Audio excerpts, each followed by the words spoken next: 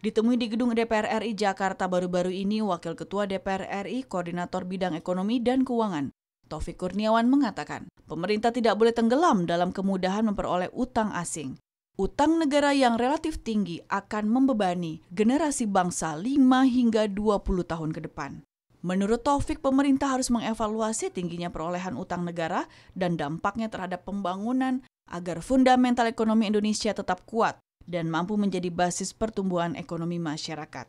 Siapapun pemerintahannya, siapapun gubernur BI-nya, siapapun parlemennya, ya fundamental ekonomi kita harus kuat dan jujur. Ya, artinya jangan sampai kemudian mengatakan hutang itu masih aman, hutang masih aman. Nah, hutang masih aman itu nanti yang nyaur hutangnya siapa? Kalau yang nyaur hutangnya pemerintah yang sekarang sampai 20 tahun yang akan datang nggak ada masalah. Yang nyaur hutangnya kan anak cucu kita, itu loh, ya kan?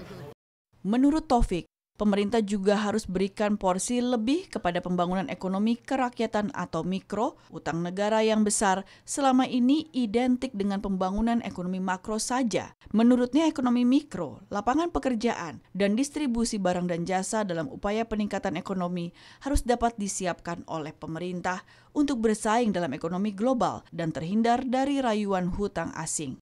Jangan hanya faktor makroekonomi melulu, tapi ekonomi mikronya harus dilihat. UMKM dilihat, lapangan pekerjaan dilihat, ya kaitan dengan distribusi saluran barang dan jasa juga harus dilihat. Kemudian tingkat kemampuan daya beli masyarakat juga dilihat. Ya, jangan sampai membangun infrastruktur, membangun jalan tol, jalannya bagus, mulus, hebat, tetapi nggak ada masyarakat yang lewat di sana.